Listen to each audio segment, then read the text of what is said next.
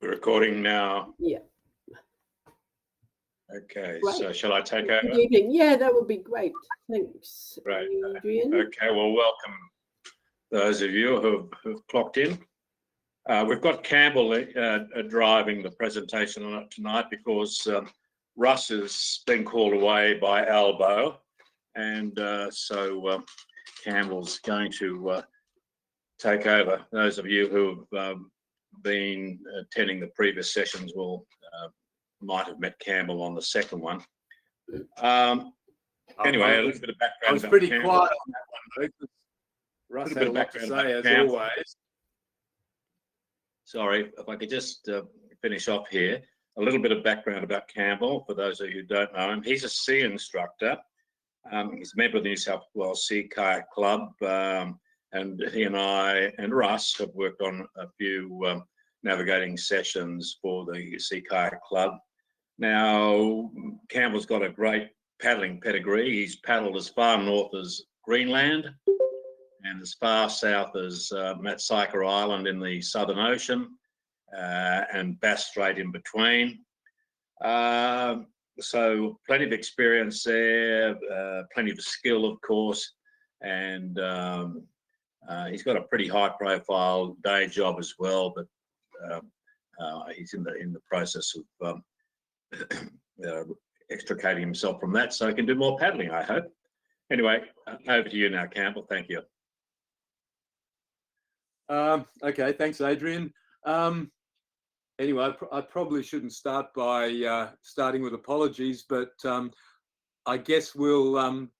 Russ has obviously put a lot of time into these slides, and I think I can glean the messages that that he wanted to pull out of each slide, and I guess Adrian's here to pitch in from the background if there's something more that needs to be said. But I guess I would just encourage everyone online, if you've got comments or questions, just interrupt. You can always try putting your hand up or the polite sort of thing on the using the desktop tool. But look, if you've got a burning question, just interrupt, and because I might, Adrian and I might miss the hand up. I guess if things became a complete free-for-all, that'd be great, and we could introduce some discipline. But yeah, questions or comments, and certainly even if it's not a question, even if it's just a comment from your experience, we'd like everyone to hear it. So feel free to jump in. Anyway, as Adrian said, this is the fourth session in the series. I don't know whether you want to say anything about this planned practical day, Adrian, which I understand, may or may not go ahead at this stage, but well, it's unlikely to go ahead given that we've had no registrations for it. It's still open, but for how much longer, don't know. I suspect by the end of next week, if we don't have a quorum, we'll call it off and go and do something else. So it's putting into practice all the things that we've covered in the first 4 of these webinars. Good day out in the water. Most likely to be on Broken Bay. We've got there the venue to be advised, but most likely to be on Broken Bay at this stage. Thanks, Adrian. All right. Now, Russ has got a few just revision slides here. I won't dwell on them too much. It's obviously going back to the earlier sessions, and those sessions are, of course, recorded and available off the Paddle New South Wales website. But I guess in principle, or the principles we'll be talking about today in piloting are really just putting in place, executing a plan that's already been that you've already devised on the kitchen table or sitting around the campfire, because most of the resources you can access there obviously are a bit hard to come by actually sitting on the kayak in the kayak cockpit. And I guess one of the things which we might talk about towards the end is, well, what would we take into the cockpit? What can you have handy? How do you have this information available to you? He's obviously just got a few reminders there about converting from magnetic to true compass bearings or readings. Just a reminder that if you stick your compass on top of if you have a tin of baked beans in the hatch underneath your compass or other metallic objects, it will disturb the compass. Russ is very keen on the Kamal and other items for being able to estimate angles at a distance, which can give you distance off a cliff or something of known height. We're obviously, communications we're not going to talk about. Again, if anyone's got questions about any of these issues, feel free to ask, but obviously the references on marine charts, latitude, longitude, eastings and northings on topo maps. I don't think there's a lot to say here. The datums for maps and charts these days are meant to be equivalent within a metre or so, so it's less of an issue as long as you have actually selected the correct datum, less of an issue in comparing between topo maps and the web than perhaps it once was. I don't think there's a lot more to say there unless there are questions. Again, wind and weather obviously important and not something we're planning to cover today, but obviously pretty critical in terms of trip planning. We may talk a little bit about tidal streams, probably not a lot, but I think these rules were covered in the third webinar, just in terms of some rules to estimate tidal height, which, I mean, admittedly, tidal height and drift are not commonly problems we strike with just sort of routine paddling up and down the coast, but there are obviously situations where the tidal height can be critical. Certainly paddling in Queensland, getting across coral reefs to the planned campsite, the tide can be very important. And I guess any paddling off the coast, off to coastal islands or across estuaries, then drift and current can certainly be an issue.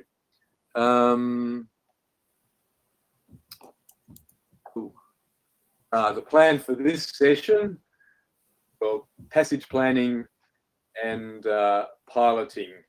There's a fair bit of detail that has been built into it, so we'll see how we go. But please interrupt if things aren't making sense or I guess there are some concepts here which I think were talked about in a previous session, which are in fact dealt with differently in some of the different kayak navigation books. So I guess just picking up Russ's preferred interpretation here, and Adrian will jump in if I confuse the issue, but I think the way we're going to attempt to use these terms within this talk is that at any given point in time, the heading is where the kayak is pointing. The course is the direction that you're steering. So you'd be reading that off the deck compass, and if you're actually paddling along that course, then that is actually, I'm confusing myself. The course. What am I saying here, Adrian? The course is the direction you're steering. The track is the path the kayak's taking across the ground, which in this example is being set across to the east by that current. The bearing is something that you might use a handheld compass to take off a landmark or aid to navigation. So that's probably completely confused the issue, but in essence, to me, I think the track is the path that the kayak's taking across the ground. In our context, the course is pretty much what you'd be steering through the water, and if the water's moving, that's where the course becomes that's where the kayak traces the track across the ground. If there was absolutely no current and no wind, the track and the course would be exactly the same. So that's probably confused things, Adrian, on the first slide of the talk, but that's okay, Campbell. It's fine. It's fine. I think you talk about track over the ground. Perhaps it might be better to say over the seabed. Do you think that? I don't know, Adrian. I'll well, try. I think if people think over the ground. To me, it's over the seabed.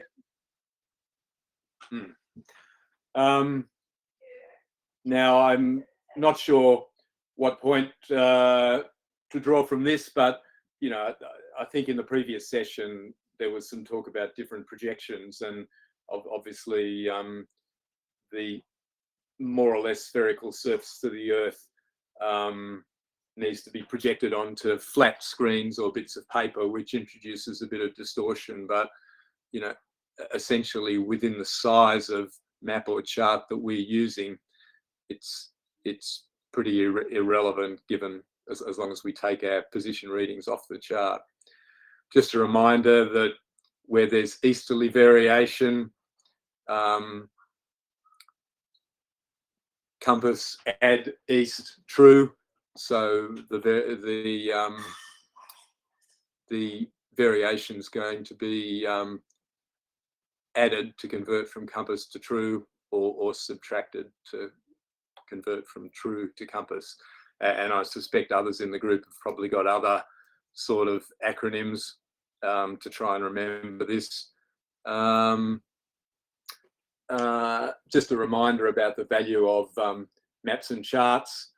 Certainly if I'm on a trip where I figure I am going to have to do some actual navigation, I would often take a laminated package with a topo on the back and a marine chart on the front, so I can turn it over. Clearly, topos have more contour information, which can help you recognize a landform, and considerably more information about landmarks on shore that could help you locate yourself. Obviously, marine charts have got a whole host of information about the shoreline, aids to navigation, and similar landmarks that you might find useful navigating on the water. And obviously, they've got hazards like bommies, currents, enormous amount of information. Now, this is the navigator in Russ. Adrian? Sorry, can I just chip in here to talk about maps and the charts? Paul Caffin, when he did his circumnavigation of Australia, he relied mostly on topo maps or land maps, but what he did do is he transcribed onto them the things that he felt from the charts, the things that he felt he needed to know about. So he really only had topo maps, but with annotations from his charts marked on them. So that was his approach. And that got him around Australia for the first time. certainly did. Yeah, this is obviously the navigator in Russ. You know, I don't think we find ourselves too often doing this sort of, you know, dead reckoning or chart work on a kayak deck. Russ probably does, but I'm probably not going to, you know, not going to talk too much about this. I guess there are a couple of diagrams further on, but I think distinguishing between a fix and estimated position, dead reckoning, is not often particularly important for us. I think the concept of dead reckoning, that if you know what direction you're going and you know where you started, you know how fast you're paddling, you can certainly estimate your position after an hour or 2 hours, which is very useful. Obviously impacted by current, wind, things we can't necessarily know about. But so I think it's concepts. The difference between a fix and dead reckoning is useful. I think we just often fairly approximate on the deck. Concept of passage planning, really to achieve a safe, timely arrival at your destination, and certainly to do that, you need to, well, as he says here, the more work you do in advance, the simpler the decision making afloat will be. And I guess the aim is to actually identify issues that may arise along the way. Does he have that here? Basically anything that might ease your passage, and that includes avoiding hazards, identifying emergency pullouts or places for morning tea and lunch, and also often in advance, particularly on a coastline, if you're paddling a coastline that you don't know, in advance identifying landmarks, lighthouses, prominent headlands, you know, jetties, things that you can use along the way to identify where you are. So I guess in Russ's words, or in its simplest form, a passage is a set of lines joining your departure point and your destination. From a planning point of view, you draw them on the map chart on your electronic mapping device, measure their direction and length, and then you've got a series of legs where you can estimate with your paddling speed, perhaps other phenomena as he's listed here, if they're relevant, such as wind, tidal streams, currents. You can therefore estimate how long it will take you to paddle each of those legs. And certainly on any sort of complex trip, that, to me, that's the guts of the passage plan that you have on deck, so that you actually know what those landmarks are along each of these legs, how long you expect to take to cover them, which obviously immediately gives you feedback. If it's taking a lot longer to cover that leg, you know something's going on, either getting old or the current or something, and you can take that into account with perhaps the rest of the plan for that day. Do you have to pull out early?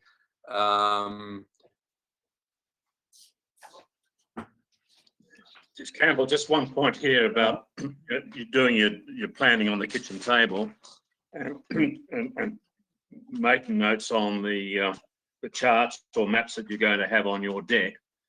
Express your directions as magnetic.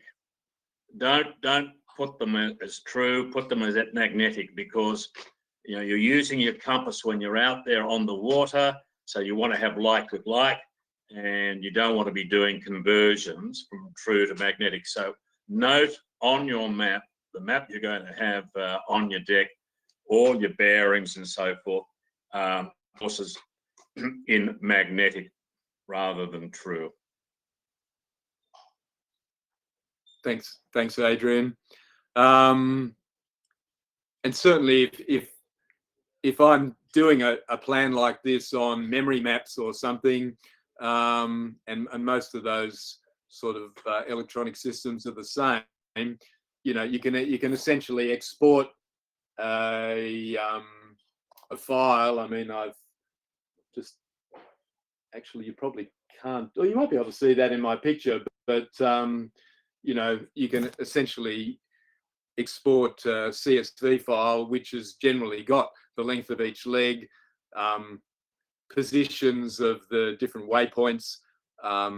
If you're using a GPS, which of course most of us would have a GPS, those same waypoints can be loaded into the GPS, and so that you've got a degree of redundancy with what's on your GPS, but you've got essentially the same information in hard copy, and potentially for really, if you've got critical navigation marks,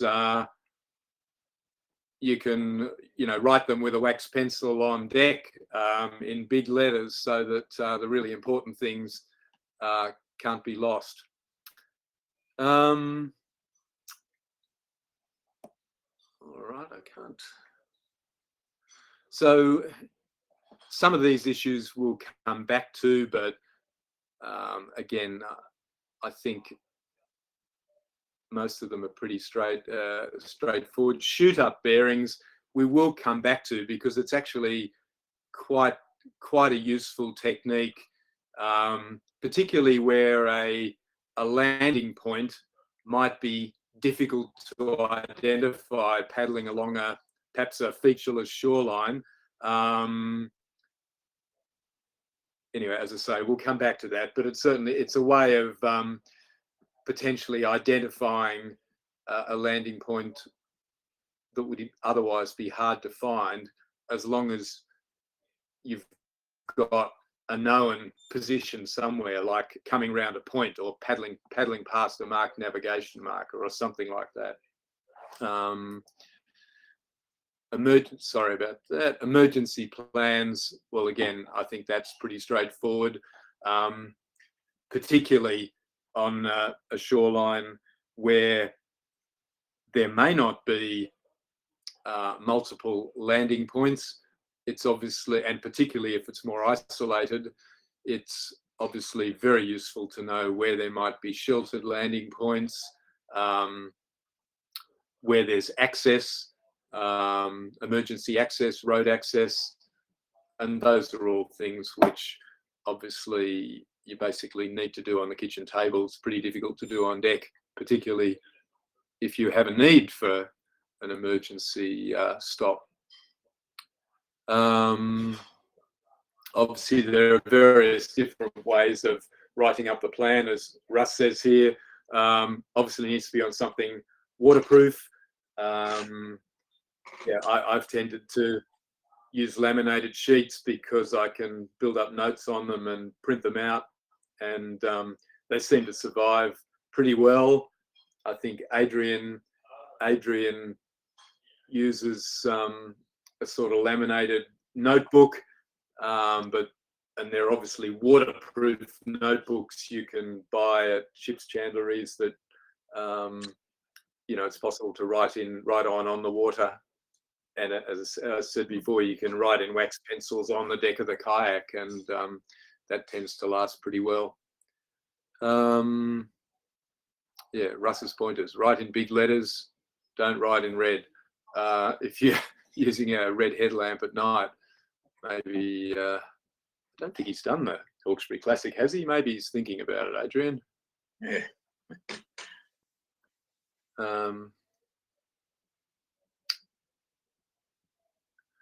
Obviously one of the issues that can be problematic in terms of estimating time over the ground, time to paddle various legs, is tidal stream data. I mean, as I said before, it's, for most of our coastal paddling, it really doesn't tend to be tends to be something we just deal with, and perhaps that reflects the intensity of tidal currents we tend to get around this part of the coast, where it would, be quite unusual to have a current even at 3 knots, and they're often less. And where they are 3 knots, it's often for a reasonably narrow area, narrow channel.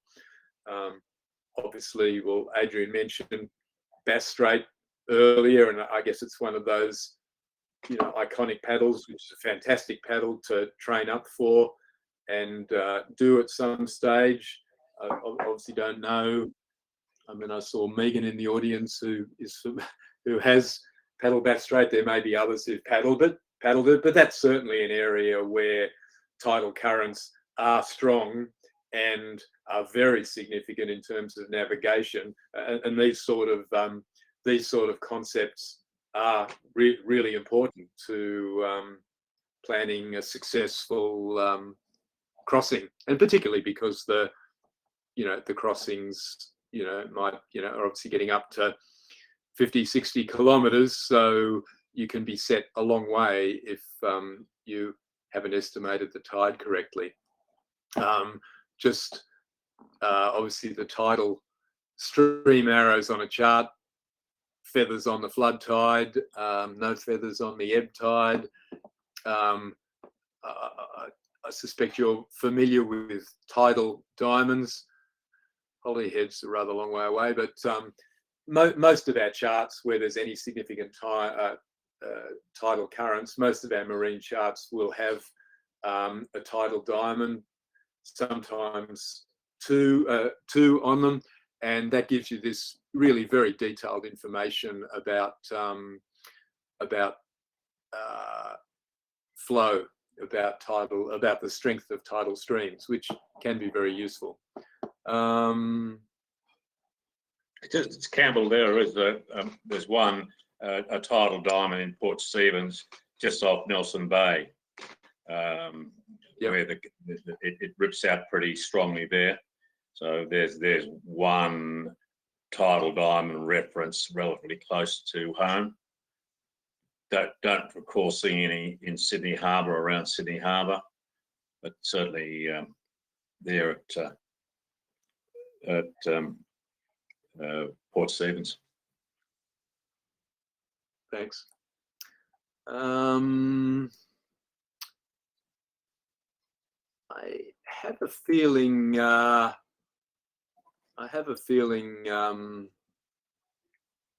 He talks about the rule of thirds further on, so we might just skim over that. But obviously, there's if you don't have this sort of information, the rule of thirds, it's one of the many, or one of the handful of rules which are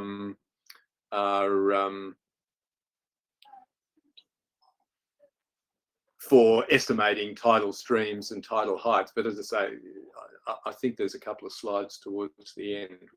Most of this was covered. Most of this was covered in the last seminar. All right, maybe that's right. So essentially, it's just dividing the assuming you've got a 6-hour tidal cycle, which is usually, but certainly not always the case. It's dividing it up into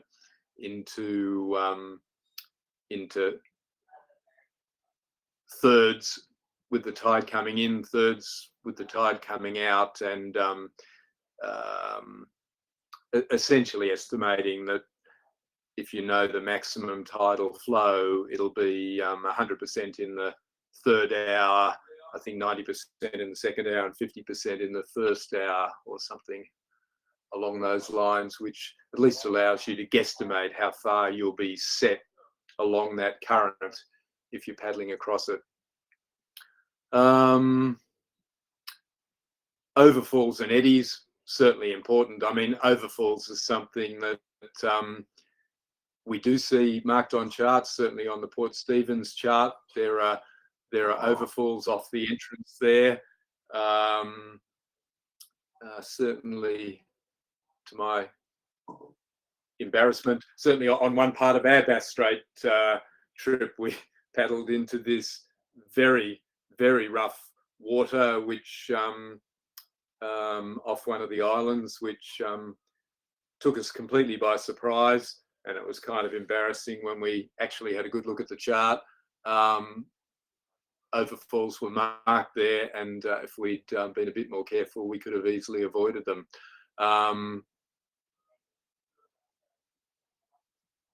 Eddies, again, less of an issue. Obviously, eddies can help you with keeping out of a current heading against you, and potentially picking up a current heading upstream along the shore. But probably more of an issue where you've got stronger flow, and perhaps a bit more familiar to whitewater paddlers than to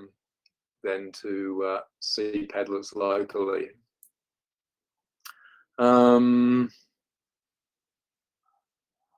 Again, I guess there's probably the message here on this slide really was really that even with quite a simple paddle, a simple day paddle,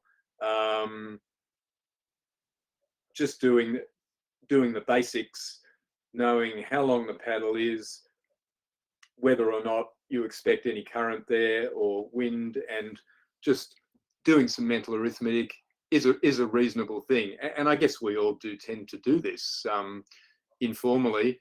I suspect we do.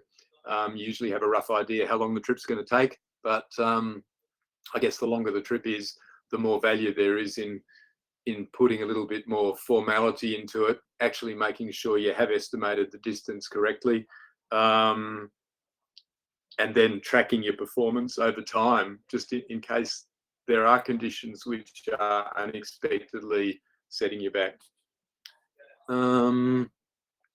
This is just referring to a passage planning exercise, which really is just provides some structured practice, really just providing you with some background information, some weather information, which was real at the time, and just some suggestions as to how you might have formulated this weekend trip from Jimmy's Beach to Broughton Island. So, Adrian, is that something we're going to email out at the end, or it's on the website? And people... it's available through Google Documents, and the link. I think everybody who is interested will be able to access it. Okay. We can add that link to the chat line. Okay. But certainly, if as you go through that exercise, there is a work solution there, which is not the only solution. It's just a suggestion. If there are issues that don't make sense, or just anything you want to discuss, then you're certainly welcome to contact any of the three of us. So Russ, Adrian, or myself. Look, Adrian and I were going to delete this slide because it had a plane in it. Russ does like planes, but anyway, we're obviously too lazy. I think his point in putting a plane, apart from being a bit cheeky, is really just to talk about the term piloting. That again, it's a bit of a distraction from the main theme, but piloting predates aviation, and people have been piloting ships at sea forever. So I think that was Russ's point, just that piloting is a term that we can validly use as mariners. And I guess this point here also that obviously when you're, as we know, when you're in the boat, you feel the wind on your face, you feel the swell pushing your boat sideways, doing whatever it's doing. You do get a sense of how well you're moving through the water, looking at the land. And they're all really important sensations to successfully navigating from A to B. We obviously don't have the same feedback that you might have in that plane from instruments, or that Russ might have had in his large grey destroyer off the coast, from a whole host of electronics. We're very dependent on our sensors to know what's going on, and also to keep an eye on what's happening, particularly if you're paddling down the coast. You do have to stay fairly focused on what you're paddling past, particularly if you're not familiar with the coastline. One headland can look very much like another if you lose track. Now, this Sorry, is very much Campbell, can I just butt in there for a moment? Down the bottom of that last slide, having a sense of knowing where you are, there's a term called hand railing. So as you progress along your trip, you're identifying features that you're paddling past. You can relate to your chart, your map, whatever you've got as your reference, and more or less just sort of tick it off and say, okay, I'm past there now. So very much part of your situational awareness. Obviously, your skill in being able to identify the features that you're using for your hand railing. I've been guilty of mixing them up occasionally and finding myself not where I expected to be. So it's a skill, certainly, but hand railing is an expression that you will often hear used by people who are navigating from the cockpit. Thanks, Campbell. Yeah, Adrian, I was wondering whether you were going to admit to being distracted chasing whales and ending up somewhat dislocated. I'm often asked, Campbell, how come I got this far in life? But still, I mean, it is without going into the details of that story, but it is interesting that even when you're fairly focused on, or you think you're fairly focused, it doesn't necessarily take much distraction with a bit of current and a bit of wind to, potentially just lose track of how many headlands you're counting or exactly what's where, particularly if you're pretty relaxed and having a good day out. Another little pointer here, which Russ made, and it's been true in my case, is that you're going along and you think something is wrong, then it generally is wrong. So don't let hubris get in the way. Heed the warning.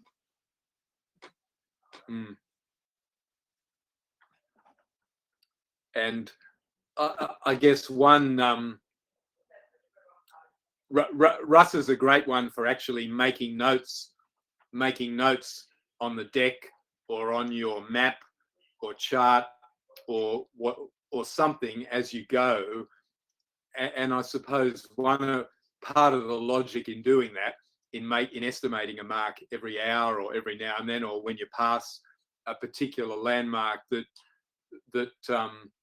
and putting the time when you passed it, I think part of the logic in doing that, which is, sort of basic dead reckoning, is that several hours later, you may actually have forgotten some of the detail of that. And if you've just made a few notes, you're in a lot better position, particularly if you're paddling on your own. So you can't ask the guy next to you whether they can remember, or the guy, female, woman next to you, whether they can remember, you know, when you passed XYZ lighthouse. But I think not relying completely on memory for all the details is probably a good tip. Now this next slide is all Russ, and I don't think we'll go overboard with the maths, but I think that they're all quite good tips and pretty basic. But you know, back bearings, if you're taking a bearing and you're plotting the back bearing or estimating it, plotting it on the chart using your bushwalking compass on deck.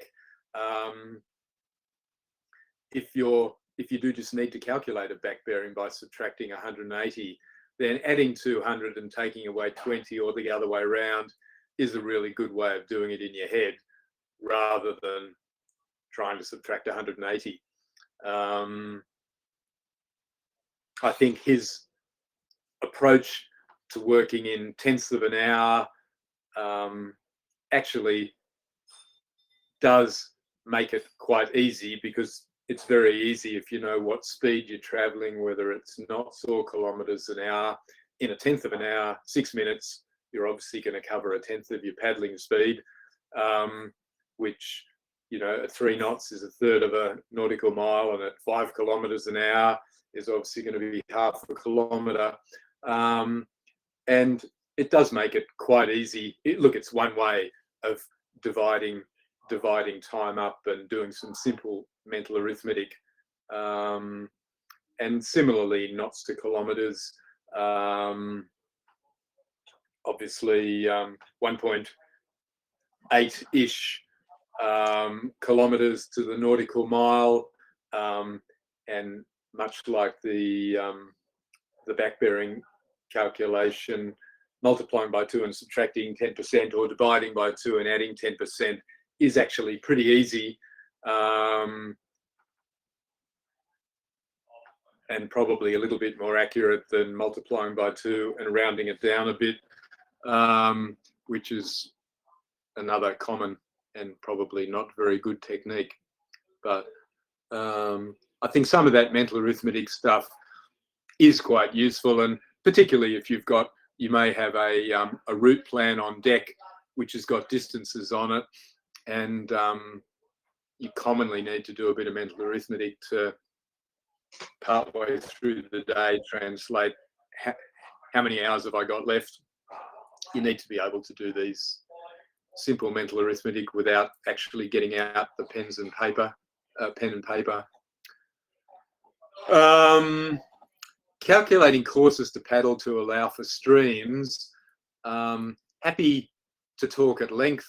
Well, I'm not really happy to talk at length about it, because I'll confuse myself. But I guess I'll just briefly run through these diagrams, and happy to hear comments from the audience or Adrian or anyone else. I mean, in formal terms, if I was sitting at the chart table on my yacht and I was doing a bit of coastal navigation, this is the sort of thing I would do. You know, I've got my course that I'm steering 270 true. I've got a couple of estimated positions, and I could use that, draw that vector diagram to then estimate the current, or alternately, if I knew what the current was, I could draw my course, draw the current in, and join the other side of the triangle, and you know, that would give me my track over the ground.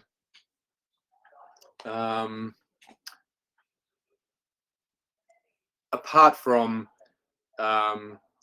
working out how we're going to cross Bank Strait on the south side of, you know, to the Tasmanian coastline, or you know, initially heading off to Hogan Island, I think there aren't too many places. I'm sure there are other places around the Australian coastline, but there aren't too many places where we're really going to have to do these sort of calculations.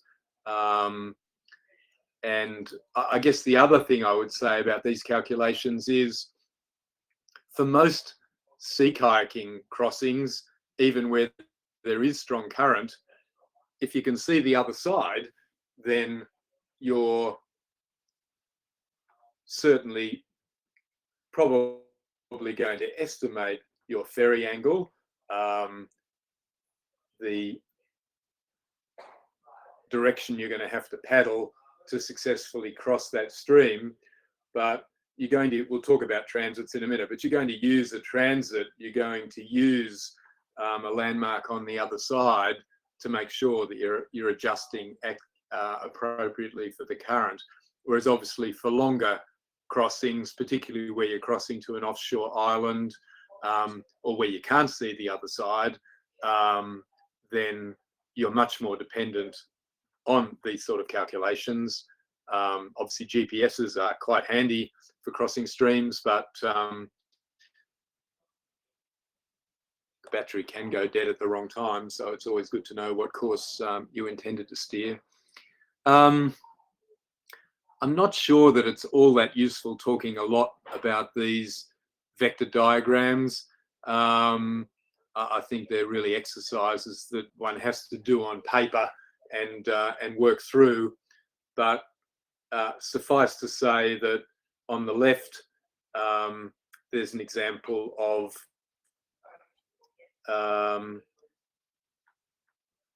paddling due north, or paddling, well, let's say due north, magnetic north. I'm not sure what the 00 is, but anyway, paddling at 3 knots and looking at the effect of a stream coming in from the starboard side, setting you to the west.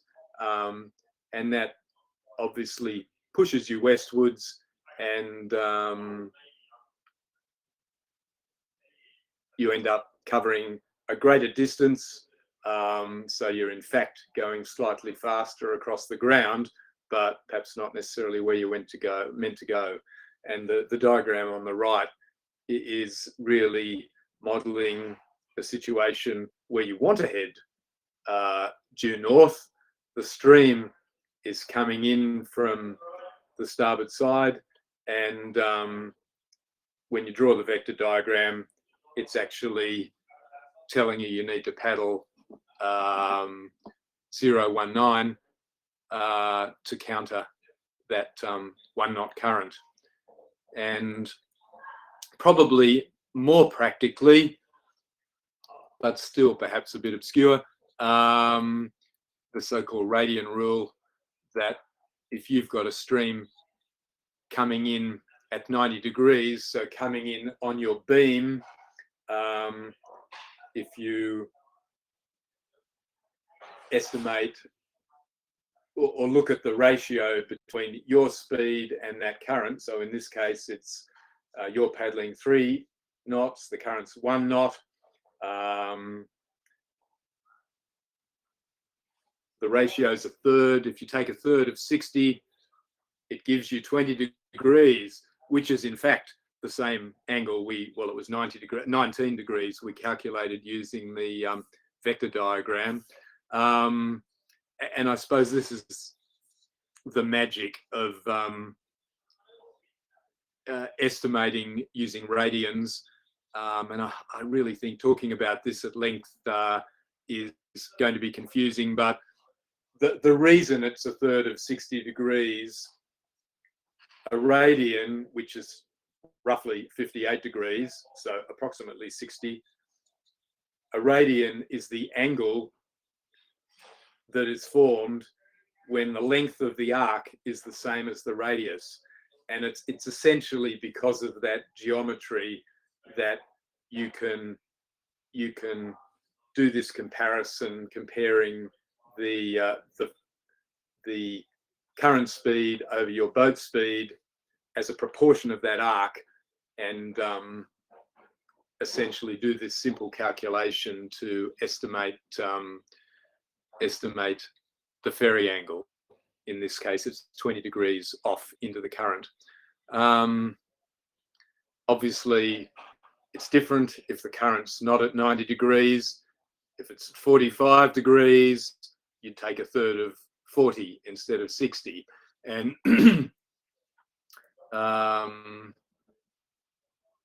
as I say, really, I think working through examples like that, unless you've got your head around them already, it's a matter of doing them on a piece of paper. And I'm more than happy to do it over the phone with someone or on the screen on a piece of paper, but I think you sort of have to go from step one through to the end for it to make sense. This diagram Russ has pulled out here, I think is really only relevant in the context of crossing a major tidal stream, like some of the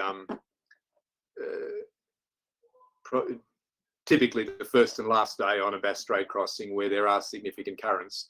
You know, I think locally it's hard to think of certainly anywhere else on our coastline here where this sort of calculation is really relevant. But you know, I think the point of this really is just that clearly, if you've got current that's changing across your passage for the day, and particularly if it's reversing, you need to take that into account. This would be the formal way of doing it on a chart. I think as a kayaker, we are more inclined to use simpler techniques such as this, but certainly if it's a complicated, perhaps with two reversals of current while you're paddling across, then it makes sense to use something like the rule of thirds, estimate the drift in each hour, and then draw that on a chart and actually sort your course out that way, and know in each hour or each 2 hours approximately what your ferry angle will be. Anyway, we can talk about it later. I mean, you can certainly use a GPS very effectively to cross varying currents. But as I say, I think you need to know what the ferry angle, you need to avoid problems. I think if you know that slack water is going to be halfway across a wide tidal stream, and this example here is 9 nautical miles across, then obviously you can plan on being set down current and back up the current, and essentially ending up back on your run line, back on the course you intended to steer, assuming the current, the flood and ebb are the same in strength, and assuming the current is pretty consistent across the whole passage, which of course it's often not.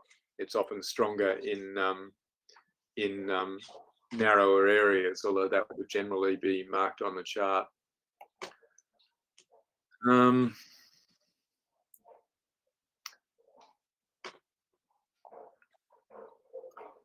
I think that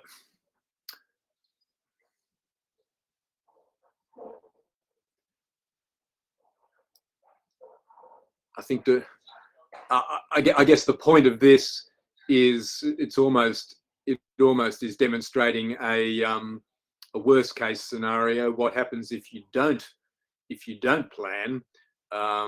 Certainly, if the current is still ebbing and you simply aim at B and paddle without taking the current into account, you'll obviously end up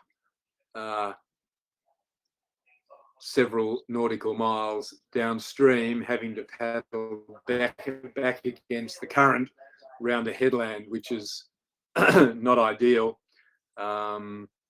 Clearly, if you could see what was going on, you would see that this was happening and adjust your course, which is really what we're usually going to do. Now, I really don't think I'll go to town here. Russ was very pleased when he found this. He found that the author had made a mistake in this formula, but in the calculation. But I think he's really just making the point that if you are doing these calculations, you need to take into account the fact that by drawing the right vector diagram, effectively, the current is slowing you down if you're paddling into it. So it takes you longer to cover the ground because you're paddling further. Thanks. Sustenance. Thank you. So, Adrian, unless you feel, I think this is too complicated to really get value out of, unless anyone. Look, I guess it's in the. I think if anyone wants to get their head around it, it's useful, but not something we would often use paddling. I think if you confuse yourself working through it, then give one of us a ring and we can talk you through. But really, I think it's more of an exercise to do rather than talk about. And I think essentially the point here is that, as I mentioned, the path you want to paddle by adjusting your course appropriately, adjusting the heading that you're adjusting what you're pointing your kayak at, the track that you want your kayak to follow, the direct line to be, you're going to keep your kayak on it by looking at the shoreline and noticing, by picking a transit, whether you're drifting one way or the other and adjusting your ferry angle. We've got more on this in a moment, haven't we? I think so. Yeah. Now, I love these diagrams because the one on the left, unfortunately, a bit low res, is someone else's track to Hogan Island. And I forget how far that is, but what's about 55 kilometres, isn't it, or something? Yeah, about just under 60. And in the left-hand diagram, it took them, I think, about 3 hours longer than the right-hand diagram's mine. So I wouldn't have it up there if it wasn't good. But essentially, by adjusting our ferry angle as we crossed, we were able to stay on a pretty straight line and not paddle too much extra distance. Whereas the two guys on the left had actually worked out the courses they needed to paddle, but then it had, I think it was a rudder problem, had to paddle back, get some gear. They were several days later in leaving. The timing of the tidal streams had changed and they just didn't take it into account appropriately. And I think you can basically see when Hogan Island came into view, because they changed course and started paddling into the current and had a pretty unpleasant last few hours of their paddle. So it can be very real. And although this sort of planning seems a bit esoteric, there are situations where it's really important. Campbell, Yep. Sorry, we've got some people with us, I think, who've done Bass Strait crossings. There might be some comments that they'd like to make about techniques that they used to and their experiences. Just briefly, maybe tell us, Megan, is there anything here that you feel is appropriate that you'd like to add briefly?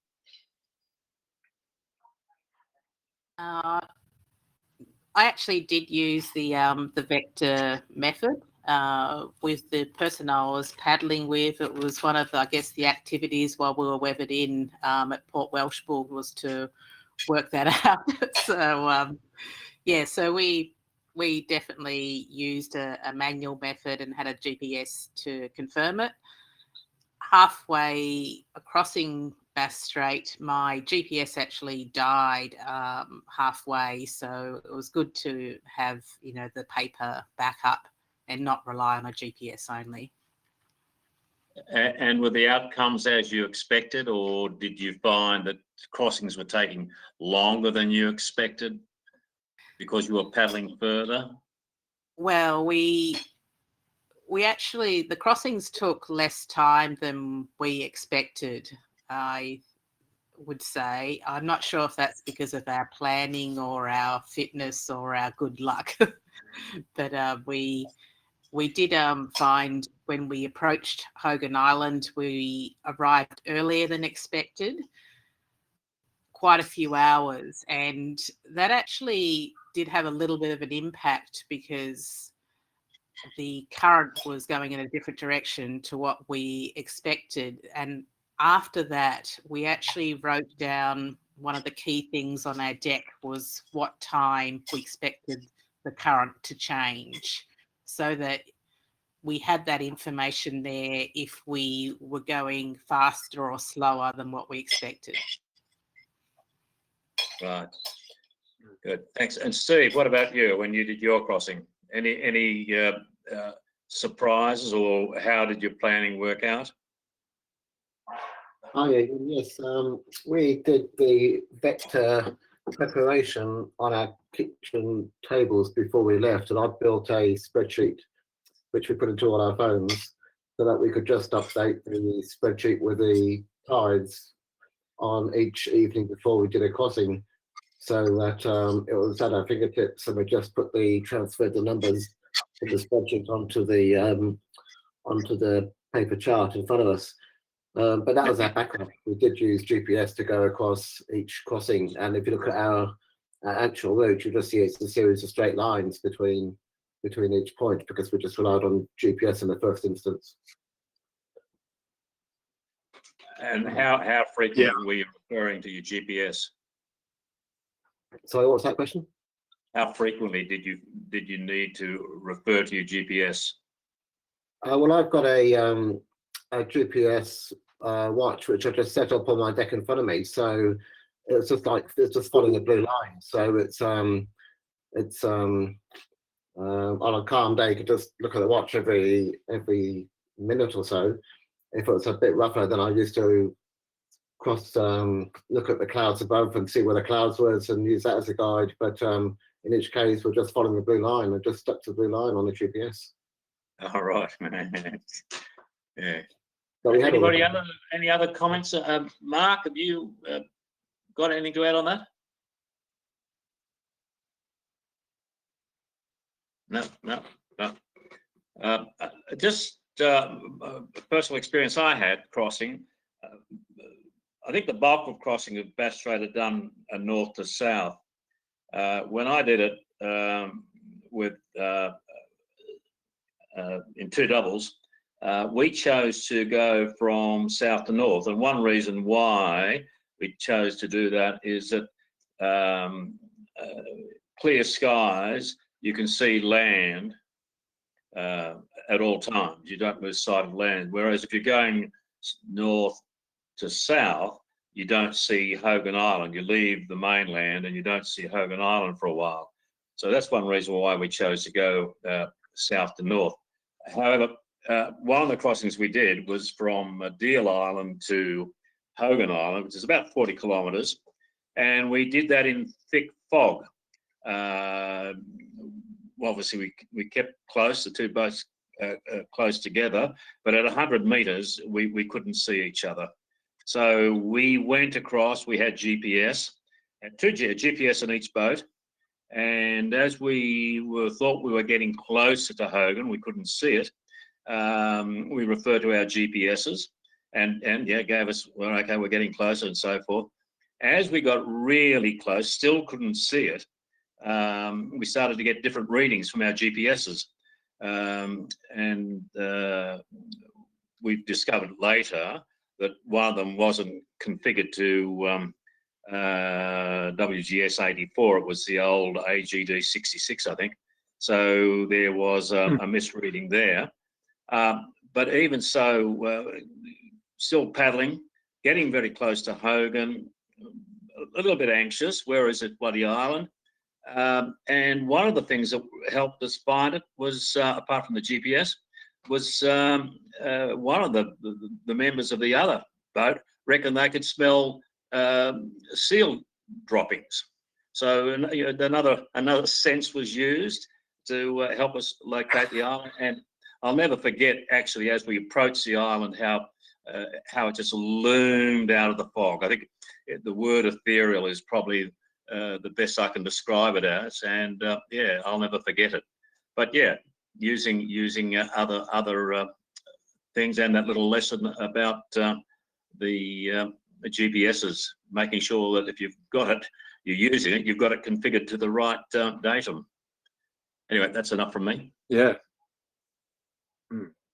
Yeah, I must say Megan's comment about calculating the ferry angles as a bit of entertainment. Yeah, Alison and I did that as well, sitting on the beach, which I think it took us a couple of hours arguing about, what the correct formula was, how to correctly do it. So by the time we'd settled that argument, that was, half an afternoon gone. And we did the same. We did calculate the ferry angles, did use them, but I must say they weren't far off the GPS, but we argued about that on the way across as well, because I was probably keener to follow the GPS and Alison was keener to follow what we calculated. But anyway, a compromise was reached.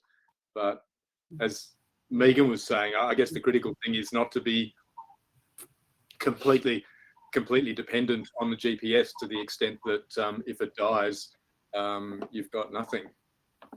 Yes, well, we did do some big S-bends, and it was actually as expected. The big crossing, we were like kilometres off the rum line, but it ended up being the right heading. Yeah, well, that line of As to Hogan, I think we were about 5 kilometres off, which we were sort of happy with. But using the GPS, where As didn't go off, it luckily stayed on, you could actually see how far off the course you were, and we knew we weren't getting set too far down current. Steve seemed to do, like, I actually didn't refer to the GPS that much, like, once every hour or something like that. I wasn't constantly looking at it.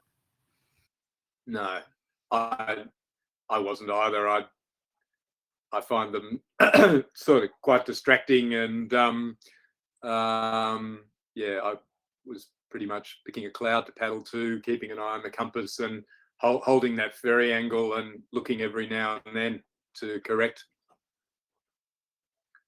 My watch is a very low use battery watch, so it was no problem to leave it on all day and just follow the blue line. It wasn't show land, it just shows basically a blue line and how far off the line you are.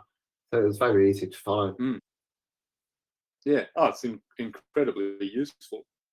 Yeah. Look, I guess changing tack a bit. I think the point of this, we're not rehashing the chart stuff, the chart and topo stuff that was done in the previous session, but I guess Russ has picked out the chart of the south coast of Tasmania with precipitous bluff circled, which is a particularly dramatic landform. But and as you given that it's sort of almost shaped a bit like a keel, sticking up, that so as you paddle across, it goes from being very narrow to very wide. And I guess the point of the pictures was really just to encourage you to look critically at the landforms, particularly on topo maps, and identify where there are prominent mountains like this, and where you can actually even use the shape of that mountain to track your passage as you're passing across.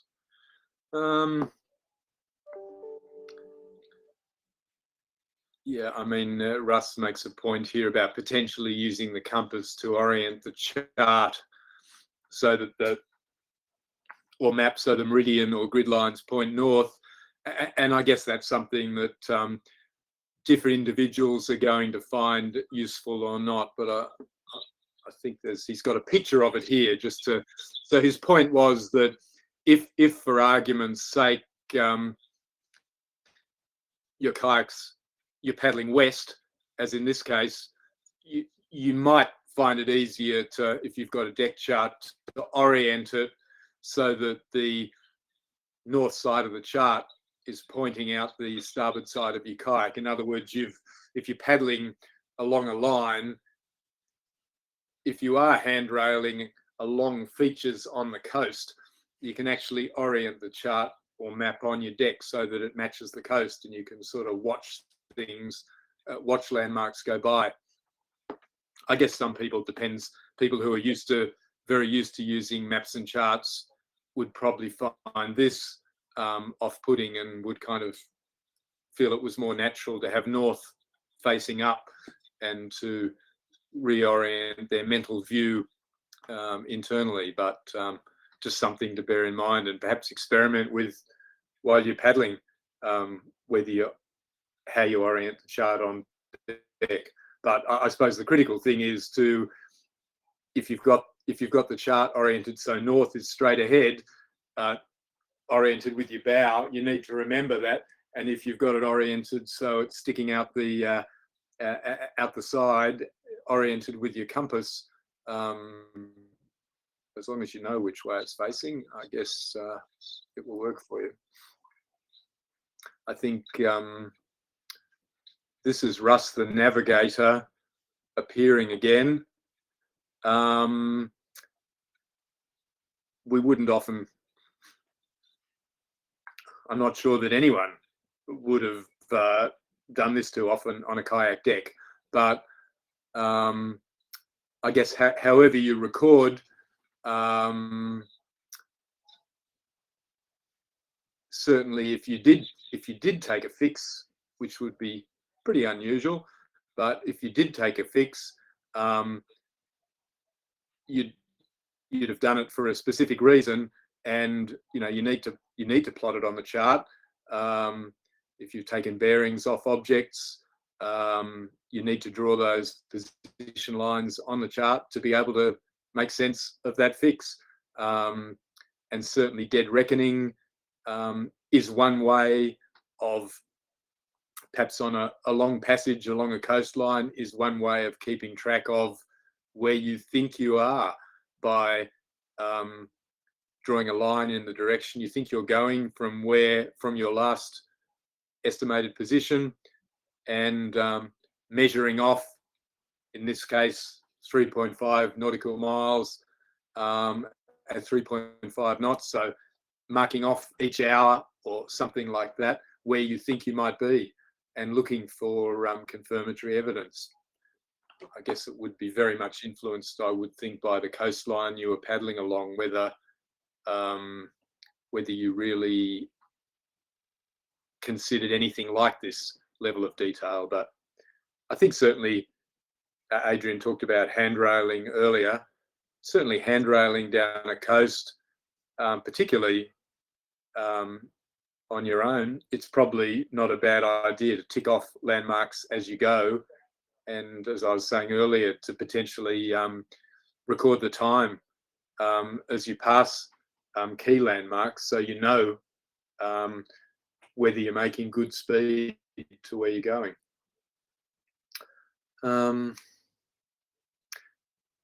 Which is essentially, I think, what he's saying here. By keeping your reckoning up to date, you'll know roughly where you are at all times. And again, whether it's makes sense just to do that mentally, just by tracking how the day's going, or whether it makes sense to be a little bit more formal in how you record that, would depend very much on the circumstances. I think some of the comments here are, you know, fairly self-evident. If you've got unmistakable objects, like you know, the edge of a prominent headland, a lighthouse, a navigation marker, they're obviously things you can pretty much hang your hat on if they're marked on the chart that you've got. I think using things like depth contours or tide races, they obviously need to be very localized, and you'd probably have avoided the tide race, really. I think using depth contours is more something, I guess that's a bit of a big ship yachting type thing, where you know when you've passed a particular contour.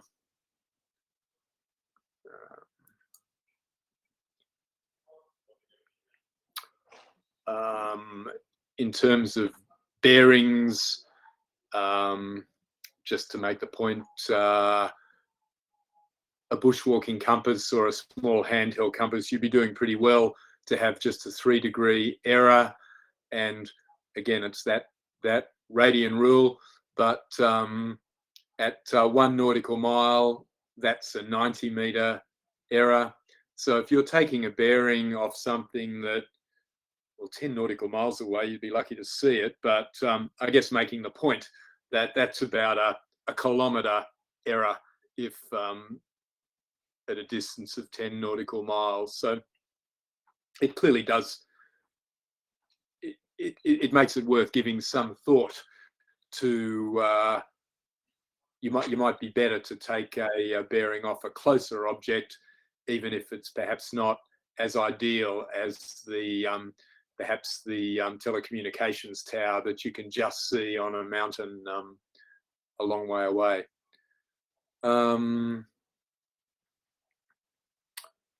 I think probably the most important thing on this page really is the advice to use transits in preference to bearings whenever they're available. And I mean, that's something that you could generally only use if you'd prepared that in advance. If you'd happened to notice that, you know,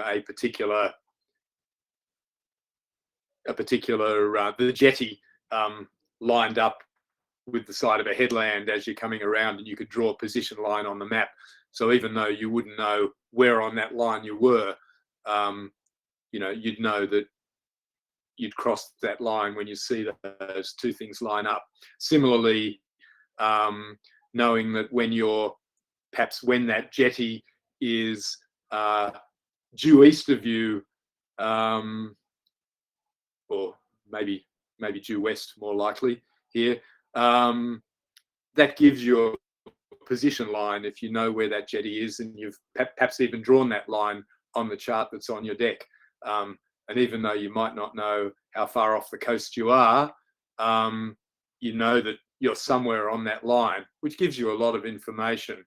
And if you were more curious or needed to know, just, you know, one bearing, perhaps 90 degrees-ish to that line, will give you a very good estimated position.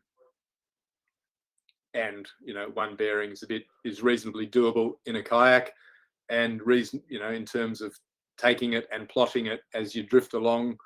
But again, if it's the sort of trip where you need that sort of navigation, you need to do some of that work before you get in the kayak. And I guess that's sort of what this diagram is intended to demonstrate, that transit with those two objects behind Port Argus lining up,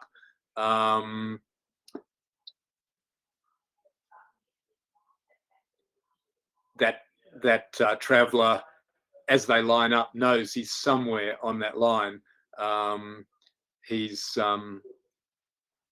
already had a fix and knows which direction he's paddling, so he's estimated a position line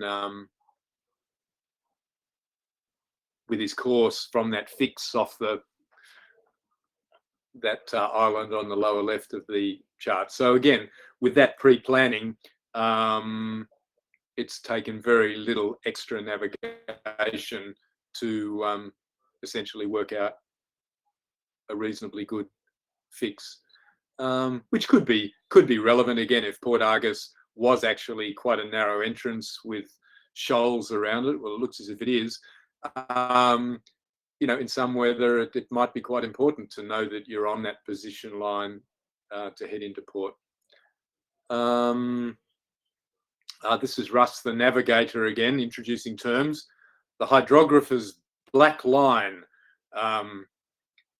that dark line around the coastline where the tide comes up to. And look, I think mainly the point of this was just to leave an image in everybody's mind that if you're planning to land on a given coastline or paddle along it, the chart gives you useful information.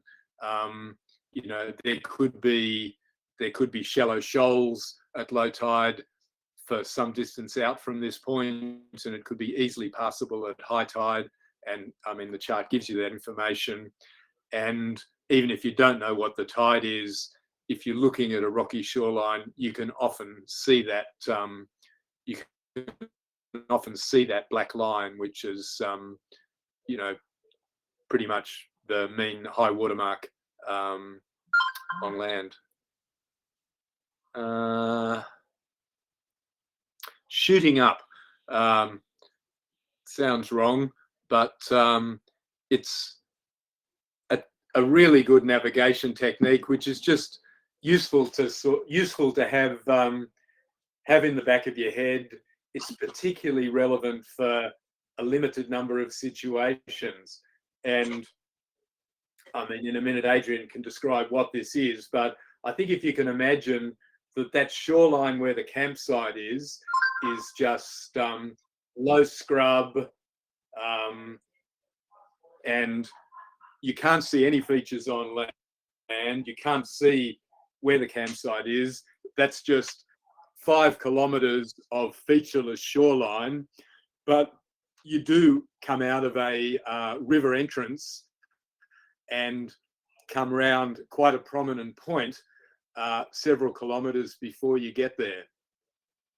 And if you have previously worked out what the magnetic bearing of that campsite is from that point, all you have to do as you come around the point is notice when you can, you know, when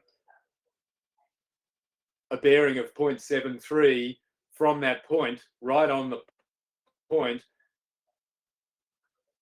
if you actually find a landmark on that featureless shoreline, which would be one of the many trees that all look the same, using that bearing from that known point, and then picking something to paddle towards, you can actually find that campsite. Whereas if you don't do that, you're much more likely to end up paddling along kilometres of shoreline, landing every now and then because you think you recognise it, and having great difficulty finding that spot.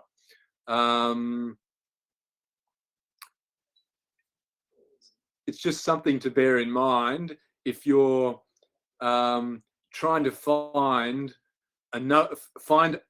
a location that does not have specific landmarks of its own, but where there is a known spot within sight of it.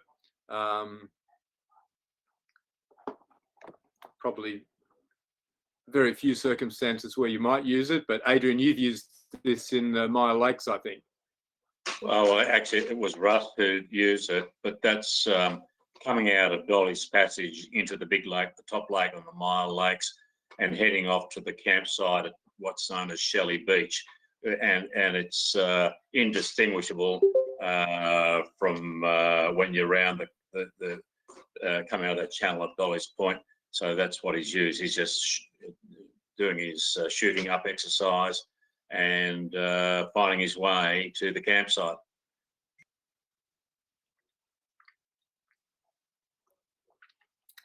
And especially imagining that if the GPS batteries have packed up, aiming off is something else, a really important strategy, which is important to build into your piloting, and particularly, well, it's basically relevant when you can't see the thing you're aiming for, when you are using a compass bearing, or well, it would generally be following a bearing towards a location that you can't see. It's obviously pretty important when you hit that shore to know if you need to turn left or turn right when you get there. The last thing you want to do is go left and for 100 meters and think, oh, maybe it was the other way, and then go 200 meters back, and obviously that's a pretty good way of having a frustrating end to the day. And I guess the technique here is to be aware of what the likely currents are, to be aware of what the wind's doing, to take those into account. You obviously don't want to take yourself miles off the course that you've estimated will take you to your destination, but in this case, I would be, well, whether you paddled a little bit to the north and paddle back, or a little bit to the south and paddle north, I think, well, as he says here, depends on which direction the wind's coming from.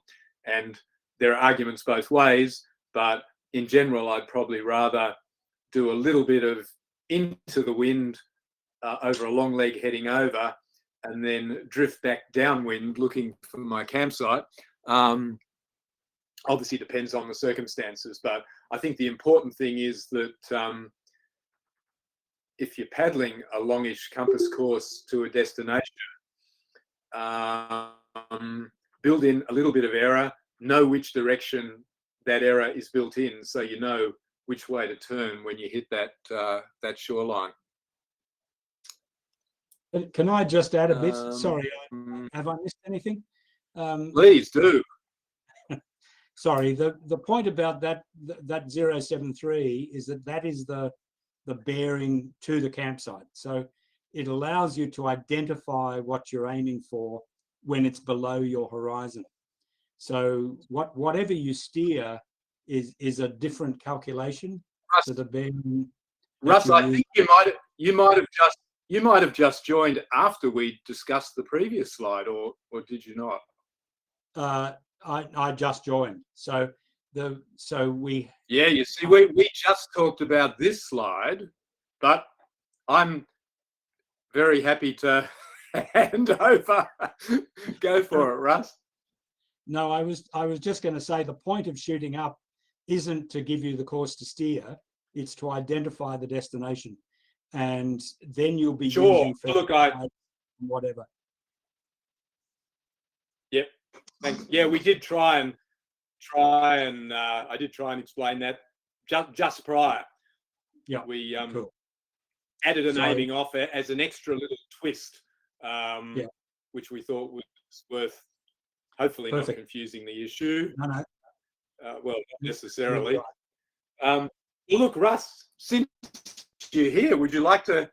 You know, I'm not sure that I can do this justice with you with you here. Would you like to talk through the last slides? I thought you'd finished and we're doing Q&A. Isn't it stop time? No. Oh, well, we're pretty close to it. It pretty much is. Okay. But we have actually talked about transits a little bit on the way through. Basically, just made the point that for a crossing in current, a crossing with a tidal stream, in most circumstances, unless you couldn't see the land, you'd find a transit on the land. In other words, two objects that are lining up, and you'd use those to keep yourself on your intended course by adjusting your heading to counter variations in current. And I guess Russ has picked out, well, just the point here of following the front mark, which again, if you follow the front mark back as you're drifting either way, it will keep you on the transit. And I think somewhere here, well, we talked a little bit about this earlier. I think we are running out of time and need to skip forward a bit. Again, this is more what we would commonly do using a natural transit, where this paddler's obviously noticed that cross in the background and just picked a random building in the foreground, which he can line up with to stay on that planned course. I'm not sure. This is Russ ferry gliding in and out of Nelson Bay with a reasonably strong current. And again, despite 1.5 knots of current, by lining up a couple of markers on shore and then a couple of quite good markers offshore, well, off the coast, heading back out again, it's possible to paddle remarkably straight courses. It's a very powerful technique. Given that it is 9 o'clock, I mean, this obviously demonstrates using the homemade ruler Kamal, but to estimate height, use that to estimate distance if you know the height of that headland, but I'm not sure that we've really got time to go into that. Gordon Brown, these are quite useful rules of thumb. I think it was on the previous page. Stuart Truman reckons if you can see waves breaking at the base of the headland, it's about 2 kilometres away. And of all these things, I think that's probably one of the more useful.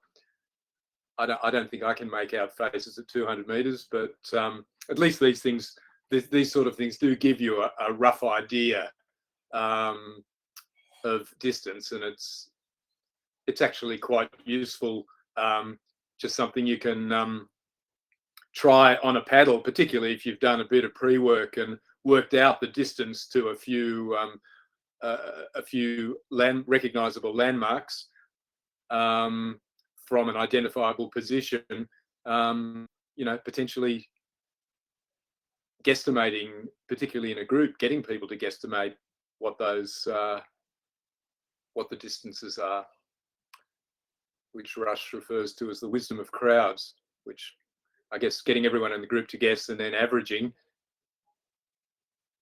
has always struck me as something not to be counted on, but it does seem to occasionally work quite well.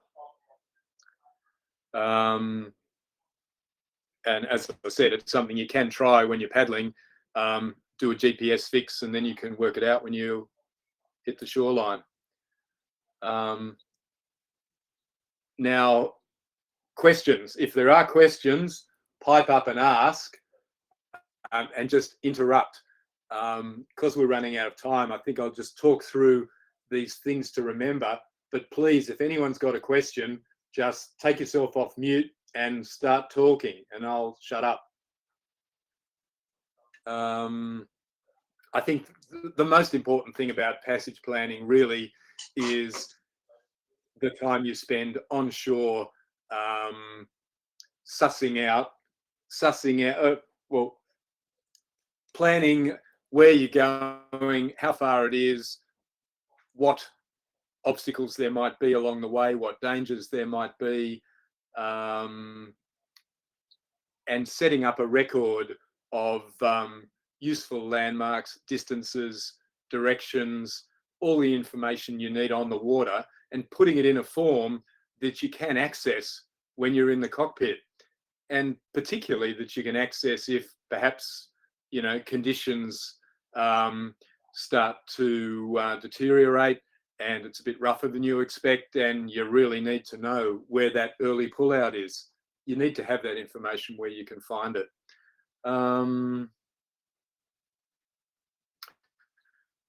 I think the getting into the habit of keeping track of where you are as you paddle along, which doesn't necessarily mean jotting down dead reckoning positions every hour, but it certainly means just mentally guesstimating how fast you think you're paddling, how far you think you've gone, which direction you're going, and making it a habit to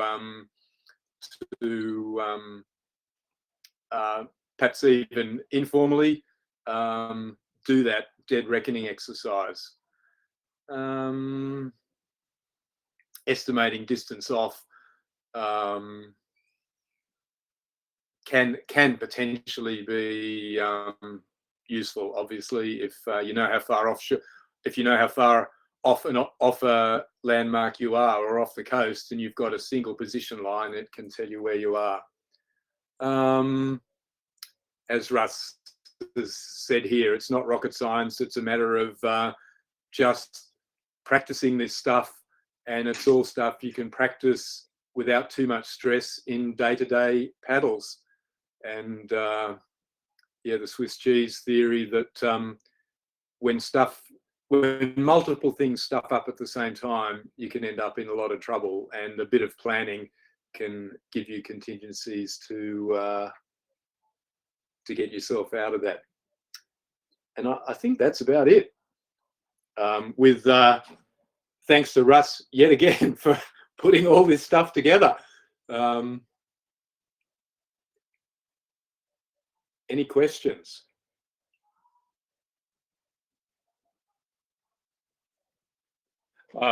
Russ, you there, Russ? Yes, mate. Yeah. Would you mind could you post to the chat line the links to the slide set and also the Broughton Island exercise? Yeah, sure. It'll Would take you me a mind moment. doing that? So people, while they're here, if they're inclined to have a go at that Broughton Island exercise, I've got the link to the to it. Yeah, just stand by. Thank you. Well, that basically covers the theory of what we call kayak navigation, and our definition of kayak navigation that we use at the outset of these webinars is knowing where you are and how to get to your destination in a safe and timely manner.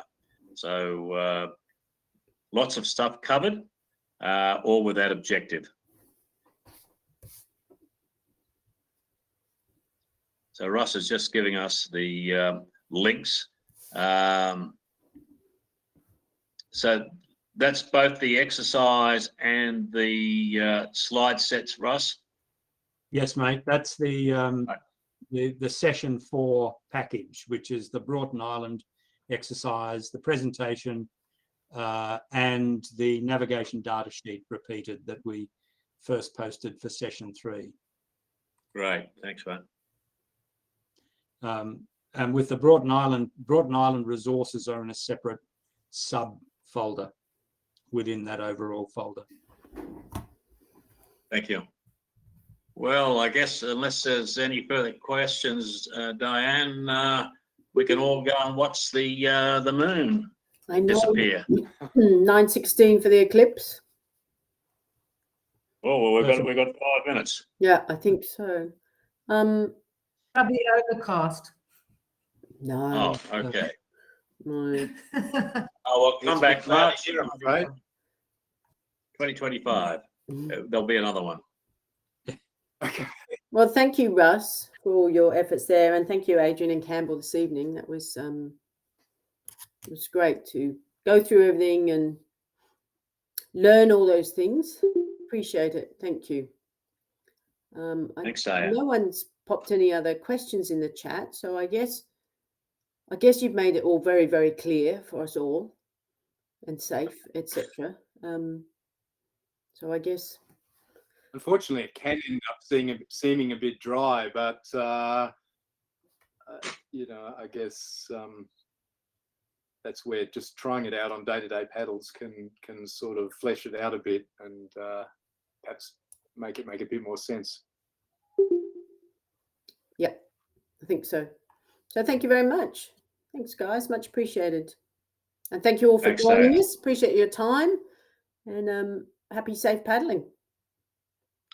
Thank you. I'm Thanks, sorry I- everybody. Thank you. Thanks, Richard. Everyone.